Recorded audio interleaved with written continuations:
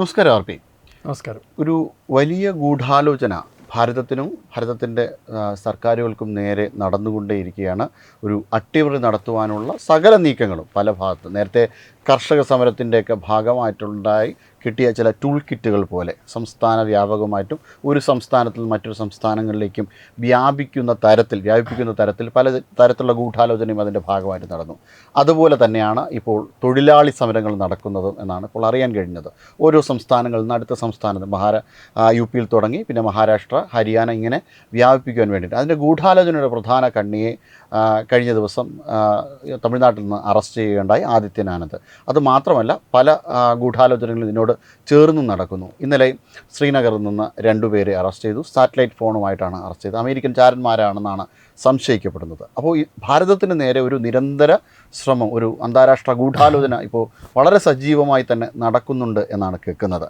എന്താണ് ഇതിൽ? നമ്മളിത് നിരന്തരമായി പറഞ്ഞുകൊണ്ടിരിക്കുന്ന കാര്യമാണ്. കഴിഞ്ഞ ഒരു 6 മാസമായിട്ട് എൻ്റെ വീഡിയോസ് നോക്കിയാലും തത്വമയി തന്നെയുള്ള മറ്റ് ഡിസ്കഷൻ നോക്കിയാലും നമ്മളിത് നിരന്തരം പറഞ്ഞുകൊണ്ടിരിക്കുന്നതാണ്. എന്തോ വലിയ വിപത്ത് വരാൻ പോകുന്നു, സർക്കാർ ജാഗ്രത പുലർത്തണം, ജനങ്ങൾ ജാഗ്രത പുലർത്തണം, ഇങ്ങനെയൊക്കെ നമ്മൾ കഴിഞ്ഞ കുറേ കാലമായിട്ട് 6 മാസമൊന്നും അല്ല, 1 വർഷത്തിൽ കൂടുതലായിട്ട്. ഇപ്പോൾ പെഹൽഗാം അറ്റാക്ക് വരുന്നതിന് മുമ്പ് നമ്മൾ ഈ വിഷയം പറഞ്ഞു തുടങ്ങിയാണ്. ഏപ്രിൽ 22-ാം തീയതി, ഇനിയും 2 ദിവസം കഴിഞ്ഞാണ് പെഹൽഗാം അറ്റാക്കിൻ്റെ 1ാം വാർഷികം നമ്മൾ ആഘോഷിക്കുന്നത്. അതിനു മുമ്പേ നമ്മൾ പറയുന്നുണ്ട് വലിയ തോതിൽ ഭാരതത്തിനുള്ളിൽ കലാപം ഉണ്ടാക്കാൻ, അക്രമം ഉണ്ടാക്കാൻ ശ്രമങ്ങൾ നടക്കുന്നുവെന്ന്. എനിക്കിപ്പോൾ ഈ ആദിത്യ ആനന്ദ് അത് നമുക്ക് സംസാരിക്കാം, പക്ഷേ അതൊന്നും വലിയ വിഷയമായിട്ട് എനിക്ക് തോന്നുന്നില്ല. കാരണം ഈ രാജ്യത്ത് എങ്ങനെയെങ്കിലും കലാപം ഉണ്ടാക്കണമെന്ന ഒരു പ്രതിപക്ഷ നേതാവ് തന്നെ നിരന്തരം ആഹ്വാനം ചെയ്തുകൊണ്ടിരിക്കുന്ന ഒരു സമയത്ത് ജൻസി പ്രക്ഷോഭം മറ്റ് രാജ്യങ്ങളിൽ നടന്നപ്പോൾ ഇവിടെ എന്തുകൊണ്ടത് നടക്കുന്നില്ല, ജൻസികൾ പുറത്തു വരൂ എന്ന് പരസ്യമായിട്ട് പറഞ്ഞ ആളാണ്. കലാപം ഉണ്ടാക്കാൻ പറഞ്ഞില്ല എന്നുള്ളതേ ഉള്ളൂ, പക്ഷേ അത് അണ്ടർസ്റ്റുഡാണ്. ഈ രാജ്യത്ത് എങ്ങനെയും കലാപവും എങ്ങനെയും അസ്വസ്ഥതയും ഉണ്ടാക്കുക എന്നുള്ളത് രാഷ്ട്രീയമായിട്ട് പ്രതിപക്ഷം ഏറ്റെടുത്തിരിക്കുന്ന ഒരു ദൗത്യമാണ്. അപ്പോൾ അങ്ങനെയുള്ള ഒരു അവസരത്തിൽ തീർച്ചയായിട്ടും ഇതുപോലെയുള്ള സംഭവവികാസങ്ങൾ നടന്നില്ലെങ്കിലേ അത്ഭുതമുള്ളൂ. പിന്നെ ഹരി ഇപ്പോൾ ചോദിച്ച ഈ ആദിത്യ ആനന്ദ്, ഹരി പറഞ്ഞത് അയാളാണ് മാസ്റ്റർ മൈൻഡ് എന്നാണ്. ഇപ്പോൾ പല മാധ്യമങ്ങളിലും എഴുതിയിരിക്കുന്ന അയാൾ മാസ്റ്റർ മൈൻഡാണെന്നാണ്. അയാളെ തമിഴ്നാട്ടിൽ നിന്ന് അറസ്റ്റ് ചെയ്തതുകൊണ്ട് ആദിത്യ ആനന്ദ് തമിഴനാണെന്നോ അല്ലെങ്കിൽ ദക്ഷിണ ഭാരതീയനാണെന്നോ അർത്ഥമില്ല കേട്ടോ. അയാൾ ദക്ഷിണ ഭാരതീയനല്ല, അയാൾ ഹസാരിബാഗിൽ ജനിച്ചു വളർന്ന ആളാണ്. അതേപോലെ ബിടെക് NIT ജംഷഡ്പൂരി ചെയ്ത ആളാണ്. സോഫ്റ്റ്വെയർ എഞ്ചിനീയറായിട്ട് ക്യാമ്പസ് സെലക്ഷൻ കിട്ടി ഒരു മൾട്ടിനാഷണൽ കമ്പനിയിൽ ജോലി ചെയ്തുകൊണ്ടിരുന്ന ആളാണ്. അയാളാണ് ഈ പണിക്കിറങ്ങിയത് എന്ന് നിങ്ങൾ മനസ്സിലാക്കണം. അപ്പോൾ ഇയാളൊരു മാസ്റ്റർ മൈൻഡാണ് എന്ന് എനിക്ക് തോന്നുന്നില്ല. അത് തോന്നാത്തതിന് കാരണം മാസ്റ്റർ മൈൻഡ് ചെയ്യേണ്ട കാര്യമല്ല ഇയാൾ ചെയ്തിരിക്കുന്നത്. ഇയാൾ ചെയ്യുന്നത് ഒരു പടയാളി ചെയ്യേണ്ട കാര്യമാണ്. അപ്പോൾ ഇതുപോലെ ആയിരക്കണക്കിന് ആദിത്യ ആനന്ദുമാർ നമ്മുടെ രാജ്യത്തിനുള്ളിലുണ്ട്. ഈ നെക്സലിസം അവസാനിച്ചു, മാവോയിസം അവസാനിച്ചു എന്ന് നമ്മൾ പറയുമ്പോൾ നമ്മൾ പലപ്പോഴും കാണാതെ പോകുന്നത് ഇതുപോലെയുള്ള അർബൻ നെക്സലൈറ്റുകളെയാണ്. നഗര പരിധിയിൽ പ്രവർത്തിക്കുന്ന നെക്സൽ മനോഭാവമുള്ള രാജ്യവിരുദ്ധ ശക്തികൾ. അവർ നമ്മുടെ ക്യാമ്പസുകളിലുണ്ട്, നമ്മളുടെ IT പാർക്കുകളിലുണ്ട്, അതുപോലെയുള്ള ആധുനിക സംവിധാനങ്ങളിൽ ചെറുപ്പക്കാർ പ്രവർത്തിക്കുന്നിടത്തെല്ലാം ഇവരുണ്ട്. ഇവർ പ്രവർത്തിക്കുക മാത്രമല്ല മറ്റുള്ളവരെ കൂടി അവരുടേതായ രീതിയിലേക്ക് മാറ്റുന്നുണ്ട്. ഇത് നെക്സലൈറ്റുകളും അർബൻ മാവോയിസ്റ്റുകളും ചെയ്യുന്ന കാര്യം മാത്രമല്ല, മതമൗലികവാദികളും ഇത് തന്നെ ചെയ്യുന്നതെന്ന് TCS നമ്മളെ കാണിച്ചു തരുന്നുണ്ട്. അപ്പോൾ എന്തായാലും ഇത് ഒരു വളരെ സങ്കീർണമായ ഒരവസ്ഥയിലേക്കാണ് കാര്യങ്ങൾ എത്തിയിരിക്കുന്നത്. ഭാരതം ഒരു ലെവൽ മാറുന്നു എന്നുള്ള തോന്നൽ ഇപ്പോൾ അന്താരാഷ്ട്ര തലത്തിലുണ്ട്. അതുകൊണ്ട് ഭാരതത്തെ എങ്ങനെ വേണമെങ്കിലും തകർക്കാനുള്ള ശ്രമമാണ് നടക്കുന്നതെന്നാണ് എനിക്ക് തോന്നുന്നത്. തീർച്ചയായിട്ടും ആഭ്യന്തര ഭീകരവാദികളും അല്ലെങ്കിൽ പുറത്തുനിന്നുള്ള അന്താരാഷ്ട്ര ഭീകരവാദികളും ഒരുപോലെ ഭാരതത്തെ ടാർഗറ്റ് ചെയ്യുന്നു എന്ന് തന്നെയാണ് മനസ്സിലാക്കേണ്ടത്. കാരണം ഭാരതത്തിന് നേരെ ഇപ്പോൾ ലഷ്കർ ഇ തോയ്ബയൊക്കെ വളരെ സജീവമായിട്ട്, പക്ഷേ അതിനനുസരിച്ച് ഭാരതം തിരിച്ച് കൗണ്ടറും ചെയ്യുന്നുണ്ട്. കൗണ്ടർ ചെയ്യുന്നതുകൊണ്ടാണല്ലോ ഈ ആൾക്കാരെയൊക്കെ പിടിക്കുന്നത്. ആദിത്യ ആനന്ദിനെ പിടിച്ചിരിക്കുന്നത് സ്പെഷ്യൽ ടാസ്ക് ഫോഴ്സാണ് UP-യിലെ. അവർ ഇമ്മീഡിയറ്റായിട്ട് തന്നെ ഇയാൾക്ക് 1 ലക്ഷം രൂപയുടെ ഇയാളെ പിടിച്ചു കൊടുക്കുന്നവർക്ക് സമ്മാനം വാഗ്ദാനം ചെയ്തു. വളരെ കൃത്യമായിട്ട് തന്നെ അയാളെ ദിവസങ്ങൾക്കുള്ളിൽ പിടിക്കാൻ സാധിച്ചു. അപ്പോൾ സർക്കാർ ചെയ്യുന്നുണ്ട്, പക്ഷേ സർക്കാർ മാത്രം ചെയ്തുകൊണ്ട് ഇത് തീരത്തില്ല ഹരി. അതാണ് ഇതിനകത്തെ പ്രശ്നം. അതിലും വ്യാപകമാണിത്. തീർച്ചയായിട്ടും അത്തരത്തിൽ തന്നെ ആ രീതിയിൽ തന്നെയാണ് കാര്യങ്ങൾ മനസ്സിലാക്കേണ്ടത്. കാരണം നമ്മുടെ നാട്ടിൽ തന്നെ ഒരു പ്രധാനപ്പെട്ട കക്ഷിയായിരുന്ന, ഇപ്പോൾ അവർക്ക് കേരളത്തിൽ മാത്രമേ പ്രാതിനിധ്യമുള്ളൂ, ആ പ്രധാനപ്പെട്ട കക്ഷിയുടെ ജനറൽ സെക്രട്ടറിയാണ് ഈ നോയിഡയിലേക്ക് പോയിരിക്കുന്നത്. അവിടെ ചെന്ന് താൻ ആരാണെന്ന് പരിചയപ്പെടുത്തേണ്ട ഒരു ഗതികേടുണ്ടായിട്ടുണ്ട് ജനറൽ സെക്രട്ടറിക്ക്, അത് വേറൊരു കാര്യം. പക്ഷേ ഇദ്ദേഹം നേരിട്ട് അവിടെ ചെല്ലുകയാണ്, ഈ പ്രക്ഷോഭത്തിൻ്റെ ഭാഗമാകുവാൻ വേണ്ടിയിട്ട് നോക്കുകയാണ്. അതോടൊപ്പം തന്നെ നമ്മുടെ നാട്ടിൽ ഈ കലാപങ്ങളും മറ്റ് പ്രശ്നങ്ങളും ഒക്കെ നടക്കുന്ന സമയത്ത് ഇംഗ്ലീഷ് പറഞ്ഞ് കോമാളിയാകുന്ന ഈ AA റഹീമും അവിടെ എത്തിയിട്ടുണ്ടായിരുന്നു. ഇവർ രണ്ടുപേരും കൂടെയാണ്. അതെ, എത്തുമല്ലോ. ഇത്തരം കാര്യങ്ങളിലൊക്കെ അവിടെ ചെന്നിട്ട് എന്തെങ്കിലും ഗുണമുണ്ടാവുമെന്ന് ശ്രമിക്കുന്നതാണ്. പക്ഷേ ഈ സിസ്റ്റം നമ്മൾ തകർക്കേണ്ട, ഈ നട്ടല് നമ്മൾ തകർക്കണം. കാരണം എന്ന് വെച്ച് കഴിഞ്ഞാൽ അർബൻ നക്സലൈറ്റുകളാണ് ഇതിൻ്റെ എല്ലാം പറയുന്നത്. ഇതിപ്പോൾ ഇത് ആദ്യത്തെ ഒന്നുമല്ല കേട്ടോ. 2020-21 മുതൽ ഈ കർഷക സമരത്തിൻ്റെ മറവിൽ രാജ്യത്ത് കലാപം ഉണ്ടാക്കാനുള്ള ശ്രമം തുടങ്ങിയതാണ്. മഹാരാഷ്ട്രയിൽ നിന്ന് ഒരു ലോങ് മാർച്ച് ഉണ്ടായിരുന്നു. അതിൻ്റെ പിന്നിലും ഓർഗനൈസറായിട്ട് ചില മലയാളികളൊക്കെ ഉണ്ടായിരുന്നു എന്നാണ് മനസ്സിലാക്കുന്നത്. അപ്പോൾ ഇതുപോലെയുള്ള ലോങ് മാർച്ചുകൾ, കർഷക കൂട്ടായ്മകൾ, ഇതിൻ്റെ പ്രശ്നം എന്താണെന്നറിയോ? ന്യായമായ കാര്യങ്ങൾക്ക് സമരം ചെയ്യുകയും അല്ലെങ്കിൽ അത്തരത്തിലുള്ള പ്രകടനത്തിലേക്കോ പ്രക്ഷോഭത്തിലേക്കോ ആൾക്കാർ നീങ്ങുകയും ചെയ്യുന്നവരെയും കൂടാണ് ഇവർ പാര വെക്കുന്നത്. കാരണം ന്യായമായ ആവശ്യങ്ങൾക്ക് അങ്ങനെ പ്രക്ഷോഭം നടത്തുമ്പോൾ അതേതാണ്, ഇതുപോലെ ഫോറിൻ ഫണ്ടഡ് ആയിട്ടുള്ള പ്രക്ഷോഭങ്ങൾ ഏതാണെന്ന് തിരിച്ചറിയാൻ ചിലപ്പോൾ പറ്റില്ല. അപ്പോൾ യഥാർത്ഥത്തിൽ അങ്ങനെയുള്ള ഒരു കോസിനെ നശിപ്പിക്കുകയും കൂടെ ചെയ്യുന്നുണ്ട് ഇവർ. തീർച്ചയായും ന്യായമായ പ്രക്ഷോഭങ്ങളെയും കൂടെ നശിപ്പിക്കുന്നുണ്ട്. ഇപ്പോൾ ഈ ഡൽഹി കലാപത്തിൻ്റെ ഒരു സാധ്യതയിൽ നിന്ന് നമുക്ക് ഇതിനെ കുറച്ചും കൂടെ കാണാൻ ആഗ്രഹിക്കുന്നത്. കാരണം ആ കലാപത്തിനകത്ത് ഉമർ ഖാലിദ് ഉണ്ടായിരുന്നു. അതോടൊപ്പം ഉമർ ഖാലിദിനെ സംബന്ധിച്ച് ഉമർ ഖാലിദിനൊരു ഇടതുപക്ഷത്തിൻ്റെ ബാക്കിംഗ് ഉണ്ടായിരുന്നു. ഇനി ആ കലാപത്തിൻ്റെ ഇതിൽ തന്നെ നിദാ ഖാൻ ഉണ്ടായിരുന്നു എന്ന് പറയുന്നുണ്ട്. അപ്പോൾ ഇതൊരു നെക്സസ് ആയിട്ട് നമുക്ക് തീർച്ചയായിട്ടും അത് സർക്കാർ ഈ പറയുന്ന പോലെ നമ്മുടെ ഏജൻസികൾ, നമ്മുടെ പോലീസ് വളരെ ശക്തമായിട്ട് പ്രവർത്തിക്കുന്നതുകൊണ്ടാണ്. ഇനി ഇത് മാത്രമല്ല, ഇപ്പം ദില്ലി കലാപത്തിൻ്റെ കാര്യം പറഞ്ഞു, ഇപ്പോൾ നോയിഡ കലാപം ഉണ്ടാക്കി. ഇതുപോലെ മണിപ്പൂർ ഒരു പ്രധാന വിഷയമാണ്.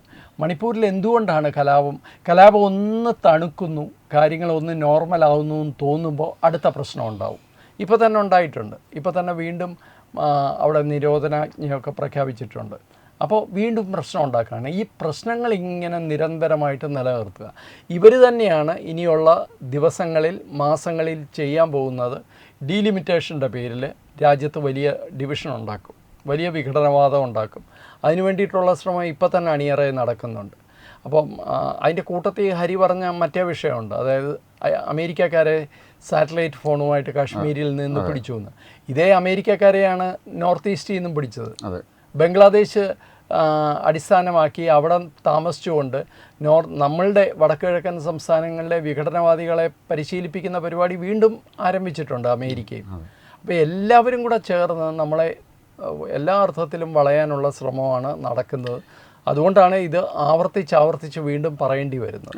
ഈ ഇന്ത്യ മുന്നണി പോലെ ഒരു അന്താരാഷ്ട്ര തലത്തിൽ ഈ ഭീകരവാദികളുടെയും അല്ലെങ്കിൽ ലെഫ്റ്റ് ലിബറൽസിൻ്റെയും ഒക്കെയുള്ള ഒരു ജിഹാദി ബന്ധം വളരെ കൃത്യമായി ഭാരതത്തിന് നേരെയുള്ള ആക്രമണത്തിൻ്റെ ഗൂഢാലോചന തയ്യാറാക്കിയും അതിനെ എക്സിക്യൂട്ട് ചെയ്യാൻ വേണ്ടിയിട്ടുള്ള ശ്രമം നടത്തുകയാണ് എന്ന് നമുക്കിതിനെ കണക്കാക്കി. തീർച്ചയായിട്ടും ഈ ജിഹാദികളെ സംബന്ധിച്ചിടത്തോളം അവരുടെ പ്രശ്നം എന്ന് വെച്ച് കഴിഞ്ഞാൽ അവരുടെ ലക്ഷ്യം പ്രശ്നമല്ല. അവരുടെ ലക്ഷ്യം എന്താണെന്ന് വെച്ച് കഴിഞ്ഞാൽ ഇസ്രായേൽ പോലെ ഒരു രാജ്യമായിട്ട് ഭാരതത്തെ പൂർണ്ണമായിട്ട് എസ്റ്റാബ്ലിഷ് ചെയ്തെടുക്കുക. സയനിസ്റ്റ് ഹിന്ദുത്വ രണ്ടും ഒരുപോലെ ആണ്. സയനിസ്റ്റ് രാജ്യം, ഹിന്ദുത്വ രാജ്യം. അതായത് അമേരിക്ക, ഇസ്രായേൽ കഴിഞ്ഞു കഴിഞ്ഞാൽ ഭാരതമാണ് മുസ്ലിം വേൾഡിൻ്റെ, മുസ്ലിം ഉമ്മയുടെ മൂന്നാമത്തെ ഏറ്റവും വലിയ ശത്രു എന്ന് സ്ഥാപിച്ചെടുക്കാനുള്ള ശ്രമമാണ് വർഷങ്ങളായിട്ട് ഇവർ നടത്തുന്നത്. അതിന് പാകിസ്ഥാൻ്റെ പൂർണ്ണ സപ്പോർട്ടുണ്ട്, ഇപ്പോൾ ബംഗ്ലാദേശിൻ്റെ പൂർണ്ണ സപ്പോർട്ടുണ്ട്.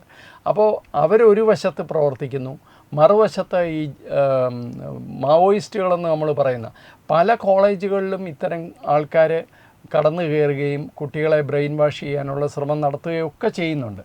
നമുക്കൊരു പരിധിക്കപ്പുറം ഇത് പ്രതിരോധിക്കാൻ ഇതുവരെ സാധിച്ചിട്ടില്ല. ABVP പോലെയുള്ള സംഘടനകൾ ചെയ്യുന്നുണ്ട്, സർക്കാർ തലത്തിൽ ചെയ്യുന്നുണ്ട്, അധ്യാപകർ ചെയ്യുന്നുണ്ട്. പക്ഷേ വലിയ തോതിൽ ഇവരുടെ സ്വാധീനം വർദ്ധിക്കുന്നുണ്ട്. അപ്പോൾ ഏത് സമയത്തും എങ്ങനെ വേണമെങ്കിലും ഒരു കലാപം ഉണ്ടാക്കിയെടുക്കാൻ ഇവർക്കൊക്കെ സാധിക്കുമെന്നുള്ളതിൻ്റെ കൃത്യമായ തെളിവാണ് നോയിഡയിൽ നടന്ന സംഭവങ്ങൾ.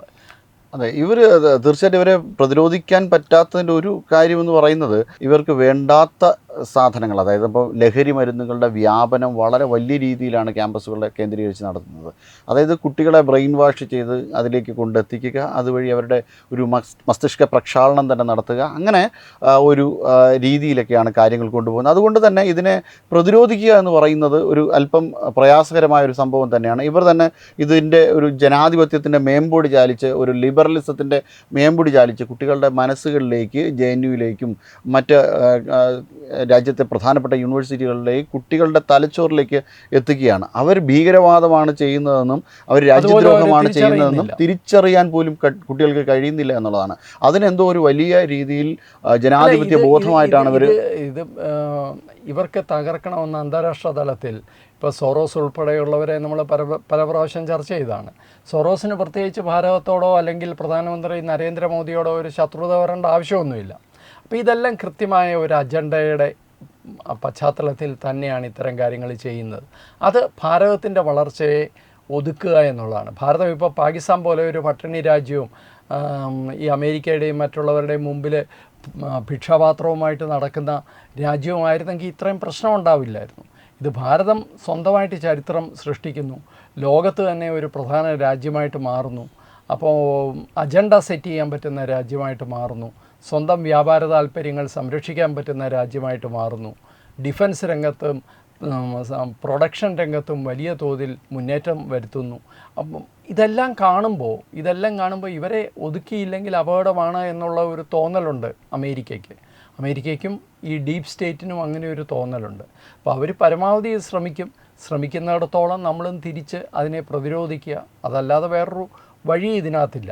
തീർച്ചയായിട്ടും ഈ ഭാരതം ഒരു ഉത്പാദന കേന്ദ്രമാകുന്നതിൻ്റെ ഏറ്റവും പ്രധാനപ്പെട്ട അസൂയയും വലിയ രീതിയിലുള്ള ഒരു പ്രശ്നവും തന്നെയാണ് ഇതിൻ്റെ പിന്നിൽ ഏറ്റവും പ്രധാനപ്പെട്ട ഒരു കാരണമായിട്ട് നമുക്ക് കാണാൻ പറ്റുന്നത്. പക്ഷേ അത് ഇപ്പം RP പറഞ്ഞതുപോലെ വളരെ വളരെ ഫലപ്രദമായിട്ട് ഭാരതത്തിനത് പ്രതിരോധിക്കുവാൻ പറ്റുന്നു എന്നുള്ളത്. നേരത്തെ ഇപ്പോൾ കോൺഗ്രസിൻ്റെ യു പിയുടെ ഭരണകാലത്തുള്ളതുപോലെയല്ല.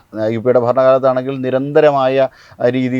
നിരന്തരമായി ഭാരതത്തിനെതിരെ ആക്രമണം നടത്തുകയും ഭാരതത്തിൻ്റെ പൗരന്മാരെ കൊല്ലുകയും ഭാരതത്തിൻ്റെ പട്ടാളത്തെ കഴുത്തറത്ത് ഇവിടേക്ക് അയക്കുകയും ഒക്കെ ചെയ്യുമ്പോഴും വളരെ നിശബ്ദമായിട്ട് അതെല്ലാം ഞങ്ങൾ അനുഭവിക്കേണ്ടതാണ് എന്ന് പറഞ്ഞുകൊണ്ട് പിന്മാറുന്ന തരത്തിലുള്ള പ്രതിരോധ മന്ത്രിയോ അല്ലെങ്കിൽ രാഷ്ട്ര നേതൃത്വമല്ല ഇപ്പോൾ ഭാരതത്തിലുള്ളത്. അതുകൊണ്ട് തന്നെ ഇവരെ വളരെ കൃത്യമായിട്ട് പ്രതിരോധിക്കുവാൻ വേണ്ടിയിട്ട് നമുക്ക് കഴിയുന്നുള്ളതാണ്. തീർച്ചയായിട്ടും ആ പ്രതിരോധം, ആ ജാഗ്രത തുടരട്ടെ. നമസ്കാരം. വിട്ടുവീഴ്ചയില്ലാത്ത നിലപാടുകളുമായി ദേശീയതയുടെയും സമാജത്തിൻ്റെയും ശാക്തീകരണത്തിനു വേണ്ടി തത്വമയിയുടെ ജൈത്രയാത്ര തുടരുകയാണ്. യൂട്യൂബിൽ മാത്രം തത്വമയിക്ക് 10 ലക്ഷം സബ്സ്ക്രൈബേഴ്സിലേക്ക് എത്താൻ ഏതാനും ചുവടുകൾ മാത്രമാണ് ബാക്കി. മറ്റ് സോഷ്യൽ മീഡിയ പ്ലാറ്റ്ഫോമുകളിലും തത്വമയിയുടെ നിറസാന്നിധ്യം തുടരുകയാണ്. ഈ അവസരത്തിൽ ഞങ്ങൾക്ക് നിങ്ങളോടുള്ള അഭ്യർത്ഥന ഞങ്ങളോടൊപ്പം നിൽക്കുക എന്നുള്ളതാണ്. നിങ്ങൾ ഉപയോഗിക്കുന്ന ഏത് സോഷ്യൽ മീഡിയ പ്ലാറ്റ്ഫോം ആണെങ്കിലും ഞങ്ങളുടെ വരിക്കാരാകുക, ഞങ്ങളെ സബ്സ്ക്രൈബ് ചെയ്യുക, നിങ്ങളുടെ സുഹൃത്തുക്കളിലേക്ക് തത്വമയിയുടെ ഈ സന്ദേശം പ്രചരിപ്പിക്കുക. ഞങ്ങളോടൊപ്പം നിൽക്കൂ, രാഷ്ട്രത്തോടൊപ്പം നിൽക്കൂ, ദേശീയതയ്ക്കൊപ്പം സഞ്ചരിക്കൂ.